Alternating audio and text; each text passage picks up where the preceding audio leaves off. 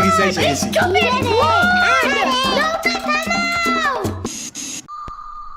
কি হয়েছে? নৌকার নিচে শার্ক এসে পড়ছিল। শাক? ওরে লবণ পানি খাও তাড়াতাড়ি, নৌকা ঝুলছে দেখা ভয় যা পাইছে রে। থাক ভয় পাইও না, আমি তোমার লগে মিষ্টি আলু আনবা না। আমি মিষ্টি আলু খাই না, তুমি চাইলে একটা ভ্যানিলা কেক আনতে পারো। ও আমি চিনি না। শার্কের হাত থেকে বাঁচাইছো আমারে, এটাই অনেক।